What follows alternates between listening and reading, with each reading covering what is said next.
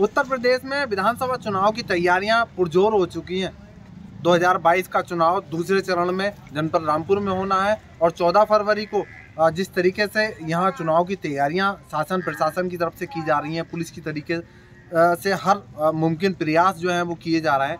तो ऐसे में जब विधानसभा चुनाव यहाँ होगा और जिस तरीके से समाजवादी पार्टी और भाजपा में आपसी वर्चस्व की लड़ाई चल रही है, उस लड़ाई में कौन जीतेगा, किसकी विजय होगी, ये यहाँ के वोटर तय करेंगे। और आज हम पहुँचे हैं रामपुर विधानसभा चमरुआ में, जहाँ पर 4 कैंडिडेट जो मुख्य तौर पर हैं वो बहुत ही महत्वपूर्ण टक्कर में माने जा रहे हैं और समाजवादी भाजपा की हमेशा यहाँ टक्कर रही है। समाजवादी पार्टी ने यहाँ से नसीर खां को टिकट दिया है। नसीर खां समाजवादी के पुराने लीडर हैं और विधानसभा चमरुआ में उनकी अच्छी पकड़ भी है। अब यहाँ के लोगों से जानेंगे कि आखिर नसीर खां को टिकट देकर समाजवादी ने क्या तोहफा दिया है और किस तरह उम्र दराज आदमी को टिकट देना और यहाँ कितना विकास वो करा पाएंगे, यहाँ के लोगों से जानते हैं। क्या नाम है भाई आपका? मारूफ आजम नाम है मेरा जी। समाजवादी पार्टी ने नसीर चाचा को टिकट दिया है। जी दिया। कितना विकास की उम्मीद लगाते हैं उनसे? विकास की इस बजरपट्टी में तो बेंदू खड़ा पड़ता है, कोई भी सरकार बने यहाँ पे विकास के लिए आज तक कोई नहीं आया। कोई भी किसी भी पार्टी का हो यहाँ पे नहीं आया आज तक। कोई रोड एक भी पत्थर अपने नाम का दिखाए, कोई एमपी दिखाए, कोई भी एमएलए दिखाए, किसी का नहीं लगा हुआ है यहाँ पर आज तक एक भी पत्थर, ना कोई रोड कराया है।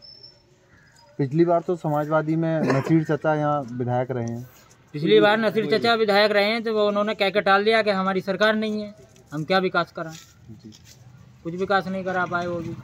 रामपुर में 3 विधानसभाएं समाजवादी के कोटे में गई थी, जिसमें से 2, जिसमें एक रामपुर शहर से आजम खान और स्वाटांडा से अब्दुल्ला आजम खान, दोनों लोग जेल में गए। क्या मानते हैं? जेल में गए, जब उन्होंने कुछ गलत काम किया होगा तो जेल गए, वरना क्यों जाते। आपका क्या नाम है भाई? गुलफाम भाई, कैसा चल रहा है चुनाव का रुझान? चुनाव का रुझान तो सही चल रहा है, बढ़िया चल रहा है। किस पार्टी का जोर मानते हैं यहाँ पे? साइकिल का। साइकिल का? हाँ। क्या उम्मीद है साइकिल से? आपका उम्मीद साइकिल की सरकार बनेगी, आपका उम्मीद यही है। साइकिल की लहर है? हाँ पक्का। आपका क्या नाम है भाई? यशवीर सिंह। यशवीर सिंह जी, ये बताइए कि ये जो चुनाव है विधानसभा, किस उम्मीदों पे आप जब 14 फरवरी को वोट डालने जाएंगे तो क्या उम्मीदें आपकी होंगी? उम्मीदें तो बहुत सारी होंगी और उम्मीदों के हिसाब से वोट डाला जाएगा। मगर ये कहना मुश्किल है कि उसका जोर ज़्यादा है, उसका जोर ज़्यादा है। ये तो आने वाला टाइम ही बताएगा किसकी सरकार बनेगी। जोर समाजवादी का भी है, जोर भाजपा का भी है, लेकिन आप किस उम्मीद से वोट डालने जाएंगे? कैसी सरकार चाहते हैं? हम तो सरकार बढ़िया चाहते हैं। हम तो ये चाहते हैं कि विकास हो गया। हमारा गांव बैनखेड़ा पड़ता है, इसमें कोई विकास हो गया। इतने इलेक्शन हो गए, इतने सरकारें बन गई, लेकिन आज तक कोई यहाँ बैनखेड़े में आया नहीं देखने के लिए। अच्छा, विधानसभा चमरुआ में कितना विकास हुआ? कोई विकास नहीं हुआ वहाँ भी। समाजवादी शासन में जब आजम खान रामपुर में मंत्री थे तब कितने विकास हुए? रामपुर में तो बहुत विकास कराया, मगर शहरों गाँवों में जाके नहीं देखा, और गाँवों में जाते तो विकास भी होता। अब वो रामपुर से थे, रामपुर में उन्होंने विकास कराया। चचा थे नसीर खां, पिछली बार वो जीते भी थे और हम गए भी थे उनके पास किस काम के लिए। बड़ी कोशिशें करी थी, जो कोशिशें करने के बाद में कि हमारा ये वाला रोड पास कराया था उन्होंने, और उन्हीं की वजह से ये रोड पड़ा था। जी। आपका क्या नाम है भाई? हमारा रानी सैनी। जी। सैनी साहब, क्या लग रहा है उम्मीद इस बार? मोहन कुमार लोधी इस बार जो है फूल हारेगा, साइकिल सरकार बन के जाएगी। ठीक है, पूरे उत्तर प्रदेश में टाइम में साइकिल बनेगी और हमारे जो 300 यूनिट देने वाला कराया मिले हमने, वो हमें मिलेगी, हमें उस समय लाभ मिलेगा। अच्छा, अखिलेश यादव की जब पूर्व में सरकार थी तब कैसी लाइट थी? लाइट बड़ी थी, चीज़ें अच्छी थी। आप बताइए कैसी लाइट थी इस समय? कोई लहर पहर ना थी, बतेरा गुंडा घास था और अभी बहुत गुंडा घास चल रहा है। बिजली की बात हो रही है? बिजली की बात हो रही है। बिजली तो वैसे सही थी और बढ़िया था मामला। जिस टाइम समाजवादी की सरकार थी लाइट भी अच्छी खासी चलती थी, और अब तो बिल भी इतना बढ़ा दिया है बहुत ज़्यादा। ठीक है, 300 यूनिट बिजली की जो आश्वासन सरकार ने दिया है उस पर आप वोट देंगे? हाँ, वोट देंगे। तो और जो किसान विरोधी बिल पास हुए और किसानों ने दिल्ली में धरना दिया, ठीक है, वो सही दिया उन्होंने। किसानों की जो हत्या हुई है आपको कराई उन्होंने, और जो अनाज जो है मध्य विकास है सरकार में, और किसानों को बहुत आप पड़ी थी इसमें। आपका क्या नाम है भाई? मेरा नाम है अमित दिवाकर। दिवाकर जी, अमित जी ये बताइए कि इस बार जब आप वोट डालने जाएंगे तो किस उम्मीदों से वोट डालेंगे, क्योंकि आप युवा भी हैं और शिक्षित भी हैं, तो किस उम्मीद से आप वोट डालेंगे इस बार? इस उम्मीद से वोट डालूंगा, रोजगार मिलना चाहिए और शिक्षा पे काम होना चाहिए। शिक्षा में देश हमारा पीछे जा रहा है, शिक्षा के लिए काम होना चाहिए। जो भी युवा नेता हमारे गांव से चंद्रपुर विधानसभा चुना जाए वो सिर्फ शिक्षा के लिए और नौकरी के लिए काम, रोजगार के। मुस्तफ़ा हुसैन साहब इस बार बसपा से टिकट लेकर आए हैं, क्या उम्मीद है? उम्मीद किसी की सबकी बराबर है, लेकिन अभी कोई किसी कुछ नहीं कह सकते, सब बराबर सराबर चल रहा है। ये तो जनता के हाथ में, कौन किसको चलता है। चाचा आपका क्या नाम है? आगे आइए। क्या नाम है आपका? हरिराम। हरिराम। अच्छा ये बताइए कि जो सरकार उत्तर प्रदेश में भाजपा सरकार काम करा रही है, मंदिर के निर्माण करा रही है, मंदिर सजा रही है, क्या मंदिर सजाने में और भगवान को अयोध्या लाने में वोट मिलेगा? क्यों मिलेगा? कैसा काम रहा? बढ़िया रहा। बढ़िया रहा। तो इस बार बीजेपी के क्या हालात हैं रामपुर में? भैया हमें पता है। नहीं अच्छा आप जो है कैसी जाने की जा रहा है रामपुर का, हम कौन से रामपुर जा रहे हैं? कैसी सरकार चाहते हैं आप? कैसी सरकार चाहते हैं? बढ़िया चाहते हैं हम तो सरकार। क्या उम्मीदें हैं? क्या उम्मीदें हैं सरकार से? क्योंकि आपने तो उम्र दराज है, बहुत सारी सरकारें देखी हैं, तो क्या उम्मीद है, क्या चाहते हो अपनी आने वाली पीढ़ी के लिए? क्या चाहते हैं? अरे बढ़िया चाहते हैं हम तो। अच्छा नसीर चाचा जो हैं वो आपकी उम्र के हैं, तो आपको नहीं लगता कि समाजवादी को किसी युवा कैंडिडेट को टिकट देना चाहिए? बहुत वोट दिए, उन्हें बहुत वोट दिए नसीर चाचा को। तो कैसा काम कराते हैं, कैसा व्यवहार है उनका यहाँ? बढ़िया काम करा है, सब कोई नेता गलत काम न करा, सब बढ़िया कर रहे हैं। अच्छा चाचा आपका क्या नाम है? अच्छा तो ये बताइए कि नसीर चाचा से कितनी उम्मीदें हैं आपकी? समाजवादी का टिकट लेके आए हैं इस बार वो? अरे बहुत उम्मीद है, दो चार का एक आध दो बचा रहा, पूरा काम उनके वोट डालेंगे। भैया आपका क्या नाम है? अनुज जी इस बार कैसा माहौल है चुनाव का? ठीक है। कैसा सरकार चाहते हैं? और क्योंकि आप युवा भी हैं और शिक्षा के पायदान पर अगर बात करें तो शिक्षा के पायदान पर लॉकडाउन लगे, कोरोना काल आया, स्कूल बंद रहे और लोग कहते हैं कि ये सरकार की वजह से जो है स्कूल बंद हुए। अच्छा लेकिन ये सरकारी वजह से बंद हुए थे, बच्चों का भविष्य खराब हुआ था। नहीं कोरोना तो पूरी दुनिया में आया था। कोई कोरोना नहीं था कि सारी जी कोरोना तो पूरी दुनिया में आया था, तो फिर सरकार की वजह से कैसे बंद हो गए? अच्छा आप बताइए क्या नाम है बेटा आपका? देखिए यहाँ काफी लोग हैं, क्या नाम है आपका? आप बताइए भाई साहब, कोरोना काल पूरी दुनिया के लिए एक अभिशाप बनकर आया था। कोरोना देखो एक बीमारी थी, इससे हमें बचना चाहिए हमेशा से, और यही हमारी सरकार के गाइडलाइन रही कि कोरोना का पालन करा उन्होंने, जो अच्छे से आज हम जीवित हैं। वरना एक ऐसी भूखमरी फैलती क्या कोई लाशें उठाने के लिए नहीं रहता, और लाशें देखी भी होंगी आपने गंगा नदी में, तो यही हाल होता। मोदी जी ने जो कोरोना काल के दौरान जितने भी एक्शन लिए और जितने इक्विपमेंट जो है या ऑक्सीजन की बात करें या सरकारी तरीके से उन्होंने जो काम किया उसे किस तरीके से देखते हैं? मोदी जी ने बढ़िया काम किए हैं, लेकिन हमारी जो है उत्तर प्रदेश सरकार ने ठीक से काम नहीं किया।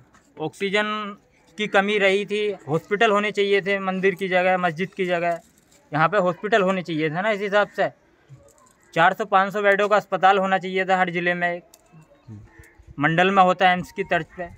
दिल्ली में क्या कोरोना नहीं आया? दिल्ली में भी देखा आपने, दिल्ली में कितनी अच्छी सहूलियत रही थी, लोग यहाँ से जा के दिल्ली इलाज करा रहे थे। यही हमारी उत्तर प्रदेश सरकार को सोचना चाहिए कि इस चीज़ को लेके अस्पताल खोलने चाहिए बड़े से बड़ा, और स्कूल खोलने चाहिए अच्छे से अच्छे, जिससे शिक्षा बढ़े। इस बार केंद्र के बजट में तो अच्छे खासा बजट जो है वो चिकित्सा व्यवस्था को लेकर पास किया गया। हाँ, इस बार बीमारी को देख के बजट में अच्छी खासी व्यवस्था की, लेकिन तब तक चुनाव आ गए, होना चाहिए ना, चुनाव आ गए। चुनाव नहीं होते तो पता चलता कि ये सरकार चाहती है या नहीं चाहती है हॉस्पिटल बनाना।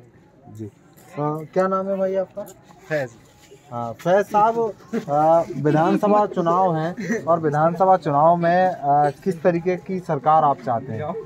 सरकार तो अब सरकार क्या करे चाह के, मतलब अब हम तो बाहर काम करने वाले आदमी, ठीक है नहीं पड़े हैं। अब हम भी साल जब से ये लॉकडाउन लगा जब से तो हम परेशान ही घर बैठे हैं।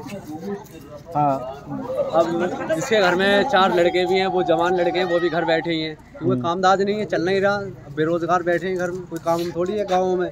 कहीं शहर है, कोई कारोबार चल रहा है जिसका चल रहा है, बाकी तो लॉकडाउन चक्कर में कहीं काम चल ही नहीं रहा। बाहर जाओ तो संडे की छुट्टी, शनिवार की छुट्टी, 4 दिन काम करेगा आदमी, क्या करेगा आदमी, बिल्कुल थोड़ी ना है। रही बात पढ़ाई की, इसमें भी बच्चे 6 दिन जा रहे हैं तो 12 दिन की छुट्टी हो रही है, पिछले महीने भर बंद रहा है। इस चीज़ में फिर पढ़ाई में बहुत नुकसान है बच्चों को। तो जो सरकार जिस तर्ज पे काम कर रही है आज, धार्मिक मुद्दों पे वोट लेने का प्रयास कर रही है, ओबीसी वोट बैंक घटाने के लिए स्वामी प्रसाद मौर्य ने इस्तीफा दिया, तो क्या मानते हैं कि स्वामी प्रसाद मौर्य के इस्तीफा देने के बाद बीजेपी पे कोई फर्क पड़ता दिखाई देगा? बीजेपी से तो हमें मतलब इतना कुछ है नहीं, मगर आपके जो हम वोट देंगे सिर्फ देंगे समाजवादी, बस। क्या जो हमें जो काम पसंद आया वो समाजवादी का ही आया, क्योंकि उसके उस टाइम पे कोई भी काम अगर करते थे तो उसमें आदमी इतना काम कर लेता था जो अपने घर का खर्च चला सकता था। अच्छा, चमरौआ विधानसभा की बात करें तो चमरौआ विधानसभा में समाजवादी के शासन में कितना विकास हुआ? इतने दूर तक की नॉलेज ना है जी, इतने तो लोग साहब को पता है। जी आप बताइए कितना विकास हुआ? विकास हुआ है, और विकास होने के लिए हमें जो है काम मिलता है सरकार में, इसमें काम नहीं मिल पाया। अभी आपके गांव के लोग ही हमसे कह रहे हैं कि किसी भी सरकार में हमारे गांव में विकास कार्य नहीं हुए। हुआ बहुत थोड़ा सा विकास हुआ हमारे यहाँ पे, ये रोड पर RCC वाला ही वाला, बाकी काम नहीं हो पाया। अच्छा, ये योगी जी की सरकार में कितना विकास हुआ? इनमें कोई कमी हुई ना, गड्ढे मुक्त हुए नहीं सरकार से, जो गड्ढे मुक्त वादा करता है वो गड्ढे मुक्त नहीं हुए। एक हमारा ये कानपुर रोड है ये वाला, ये पास नहीं हो पाया आज तक, कितनी घास से टकरा आदमी मर गए इसमें। कानून व्यवस्था पर क्या कहेंगे? वो तो कानून व्यवस्था इतनी बुरी है कि आम जनता को इतनी लट फेर रही है कि बहुत तरीके मार रही है इसको, परेशान है इस पुलिस से। सरकार हमारे आगे तो पुलिस को दंगा कर देगा हम, कितनी। अच्छा हाँ, वादा ही हमारा, ये बड़ा बुरा मारा है पुलिस ने, जहाँ जाओ चालान काट दी गाड़ी का, पुलिस से काम करती है ये सरकार से हम तंग आ गए। तो अब जब आप वोट डालने जाएंगे तो किस उम्मीद से और किस लक्ष्य को लेकर आप वोट डालेंगे? हम जाएंगे साइकिल को जिताएंगे, और साइकिल हमारी जीते सरकार आ गई। ये जो पार्टी है भाजपा पार्टी जो है, ये हिंदू मुस्लिम कराना चाहती है, इसी पे वोट मांगती है। कोई हिंदू भाई मुस्लिम में नहीं है, सब भाई आपस में है। अब बिल्कुल जिस तरीके से आज चमरौआ विधानसभा के ग्राम बेंदूखेड़ा में हम पहुंचे और यहाँ आकर ग्रामीणों से जब बात की तो कहीं ना कहीं पक्ष दोनों तरफ के लोगों की तरफ से आ रहे हैं, चाहे वो बीजेपी के हों या समाजवादी के हों। और यहाँ जिस तरीके से विकास कार्य हुए हैं उसके दावे पर भी हमने ग्रामीणों से बात की। यहाँ शिक्षा के पायदान पर कितनी महत्वाकांक्षा यहाँ रही है उस विषय पर भी ग्रामीणों से बात की। लेकिन कुल मिलाकर जिस तरीके से 14 फरवरी को उत्तर प्रदेश के विधानसभा चुनाव में दूसरे चरण के यहाँ चुनाव होंगे और दूसरे चरणों में जब वोटर वोट डालने बूथ कैंपों पर जाएंगे तो क्या उनकी उम्मीदें सरकार से जुड़ी होंगी और क्या वो सरकार के कार्यों को देखकर अपना वोट डालेंगे और किन उम्मीदों को जोड़कर आज का मतदाता अपने विकास, अपने रोजमर्रा की रोजगार, नौकरियों को लेकर वोट डालेगा। यह आशा हर सरकार है, हर वोटर करता रहेगा और हर उम्मीद से नेता वोटरों को लुभाने के लिए, उन्हें रिझाने के लिए दावे करते रहेंगे। लेकिन धरातल पर कितना विकास होता है, धरातल पर अगर वो तक कितना विकास पहुंचता है और सरकार द्वारा जो वादे किए जाते हैं वो धरातल तक कब पहुंच पाते हैं, ये जब ग्रामीणों से हम जानते हैं तो बात वही निकलती है कि वादे तो किए जाते हैं लेकिन वादे अगर समय से पूरे हो जाएं तो सरकार ये सुनिश्चित करना छोड़ देगी कि आखिर जिस तरीके से सरकार आज धर्म के मुद्दे पर सामाजिक संगठनों को एक साथ जोड़कर और समाज को तितर बितर कर जिस तरीके से वोट हासिल करना चाहती है, अगर ये धर्म के मुद्दे समाज से, हमारे देश से ख़त्म हो जाएं तो आने वाले समय में एक सुनहरा कल देखना हर सरकार के लिए लक्ष्य बन जाएगा।